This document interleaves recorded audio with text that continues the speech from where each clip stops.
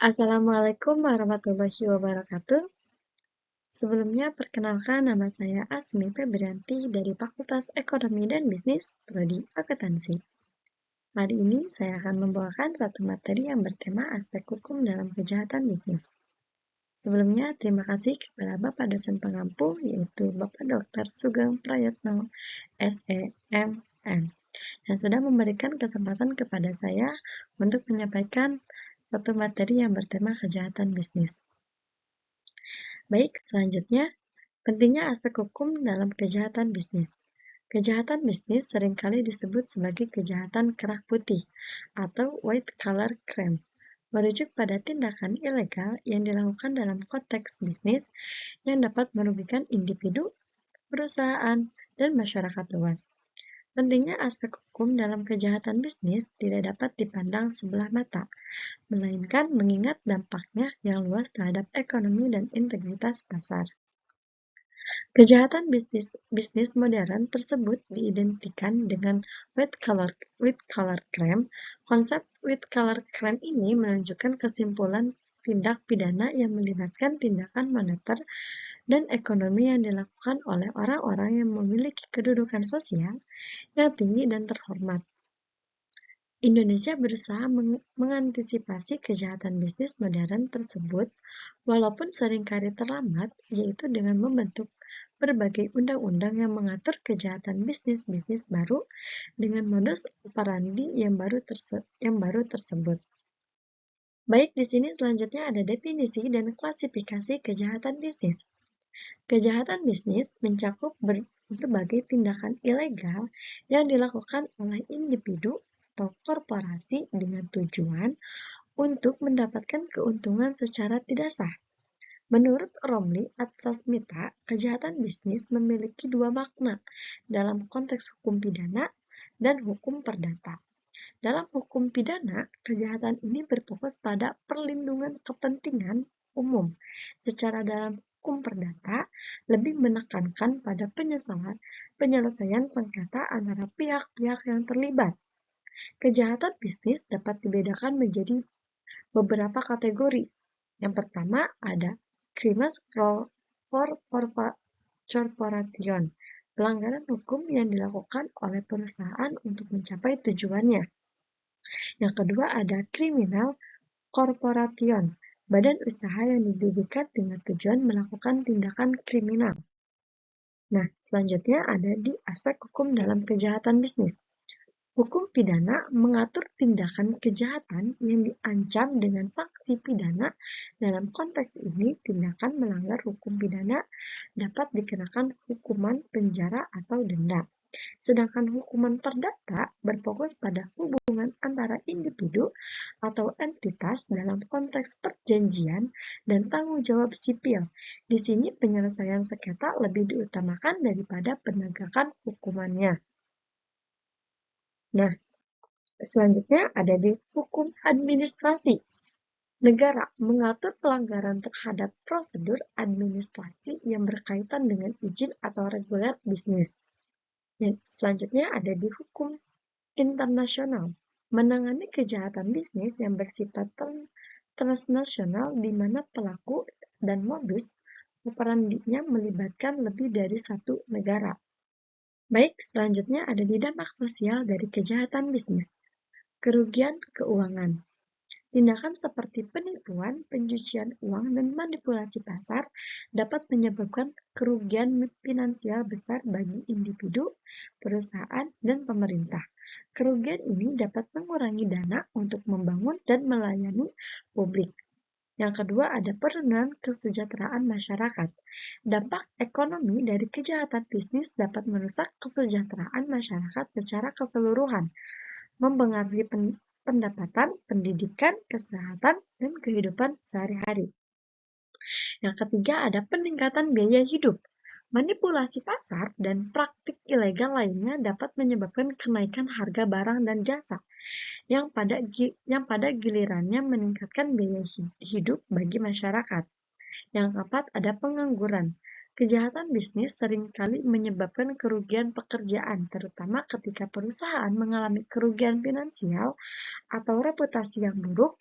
Ini berdampak pada banyak individu yang kehilangan pekerjaannya mereka.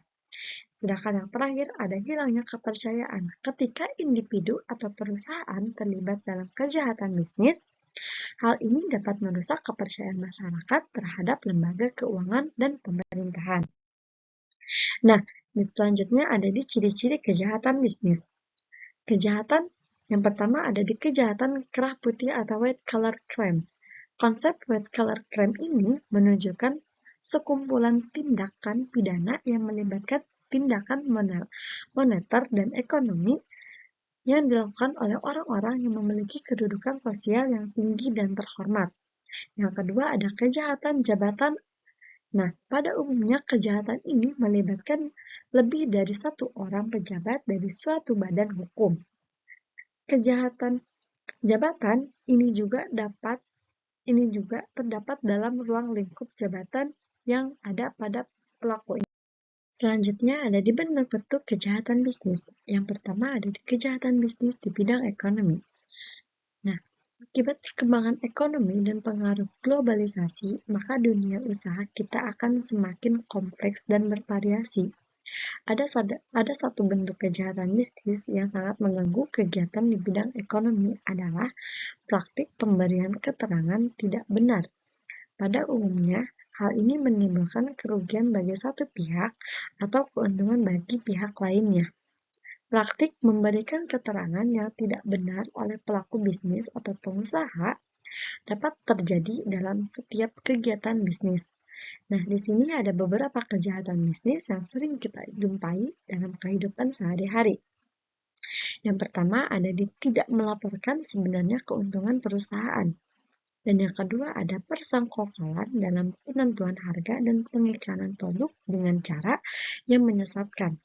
Dan yang ketiga ada menghindari atau memperkecil pembayaran pajak dengan cara melaporkan data yang tidak sesuai dengan data yang sesungguhnya. Dan yang keempat ada kegiatan produksi yang menimbulkan polusi dalam bentuk limbah cair, debu, dan suara. Dan yang kelima ada tidak memperdulikan keselamatan kerja pada para karyawan. Sedangkan yang terakhir, memberikan sumbangan kampanye politik secara tidak sah atau bertentangan dengan undang-undang.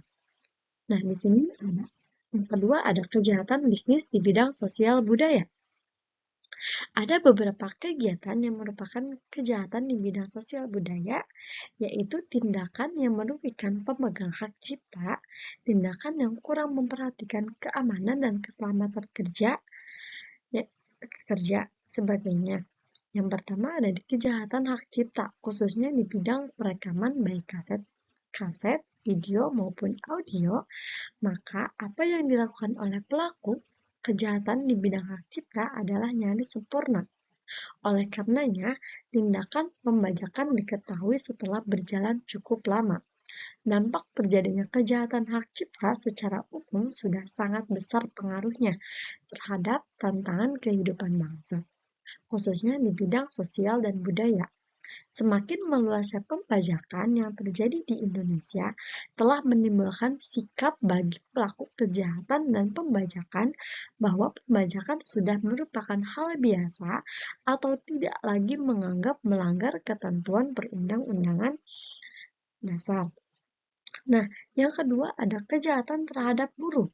Ialah berupa perbuatan-perbuatan yang mengabaikan keamanan dan keselamatan kerja buruh.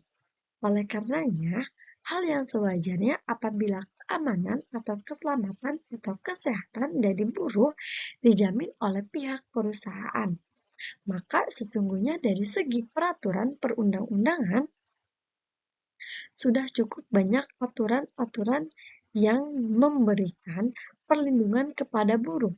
Namun dalam praktiknya masih banyak pengusaha yang tidak menghiraukan keamanan dan keselamatan kerja buruhnya yang bisa diakibatkan faktor kesengajaan atau kelalaian dari perusahaan tersebut. Nah, selanjutnya ada di sanksi hukum. Sanksi pidana. Yang pertama ada di denda. Pelaku kejahatan bisnis dapat dikenakan denda yang bervariasi tergantung pada jenis pelanggaran. Misalnya, untuk tindakan pidana yang diatur dalam Undang-Undang Perdagangan, denda bisa mencapai 10 miliar atau lebih tergantung pada pasal yang dilanggarnya. Yang kedua ada di penjara. Ancaman hukum penjara juga bervariasi. Beberapa pelanggaran dapat dikenakan hukuman penjara paling lama 12 tahun penjara, seperti dalam kasus perdagangan barang dan jasa secara ilegal. Nah, yang ketiga ada di pidana tambahan. Selain denda dan penjara, terdapat sanksi tambahan seperti pencabutan izin usaha, penutupan tempat usaha, dan perampasan barang yang diperoleh dari tindakan pidana. Nah, selanjutnya ada di sanksi administratif. Nah, di sini terbagi menjadi 3, yaitu ada denda administratif. Pelaku usaha yang melanggar ketentuan hukum bisnis dapat dikenakan denda administratif yang sebesar ditentukan oleh badan pengawas terkait. Yang kedua ada pencabutan izin usaha. Badan pengawas berwenang untuk mencabut izin usaha jika pelaku usaha terbukti melakukan pelanggaran berat. Yang ketiga ada penutup usaha. Dalam kasus tertentu, kegiatan usaha dapat ditutup sementara atau permanen sebagai bentuk sanksi atas pelanggaran yang dilakukan. Contoh dari kasus sanksi ada di Undang-Undang Perdagangan pasal 110 mengatur bahwa pelaku usaha yang tidak memenuhi ketentuan dapat dipidana dengan penjara selama 5 tahun dan didenda sehingga 5 miliar. Yang kedua ada di Undang-Undang Perlindungan Konsumen. Pelaku usaha yang melanggar ketentuan perlindungan konsumen dapat dikenakan pidana penjara selama 5 tahun penjara dan denda maksimal 2 miliar.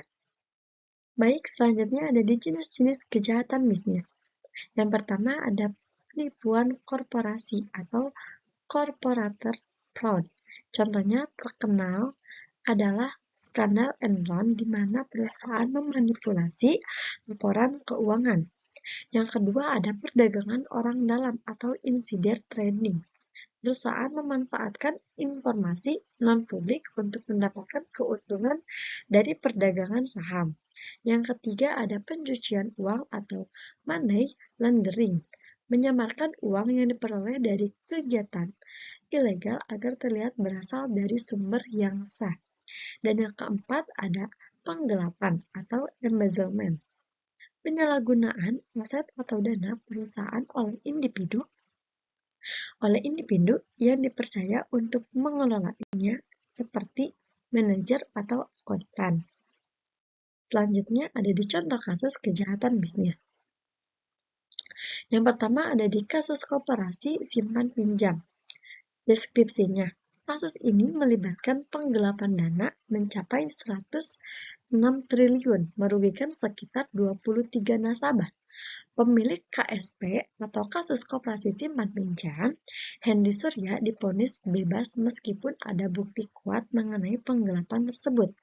Aspek hukum pasal terkait yaitu di pasal 372 KUHP tentang penggelapan dana dan pasal 3 UU Undang-Undang Nomor 8 tahun 2010 tentang tindakan pidana pencucian uang atau TPPU. Yang kedua ada kasus investasi bodong. Deskripsinya, investasi bodong yang merugikan masyarakat dengan total kerugian mencapai 132 triliun dalam 5 tahun terakhir. 2 tokoh terkenal terlibat dalam kasus ini yaitu Indra Kents dan Doni Salmanan. Aspek hukumnya pada pasal terkait yaitu pasal 106 Undang-Undang Nomor 8 tahun 1995 tentang pasar modal dan pasal 378 KUHP tentang penipuan. Selanjutnya ini dia daftar pustaka dari materi yang saya sampaikan hari ini. Mungkin cukup sekian. penyampaian materi dari saya. Mohon maaf bila ada kekurangan. Wabillahi taufiq wal hidayah. Wassalamualaikum warahmatullahi wabarakatuh.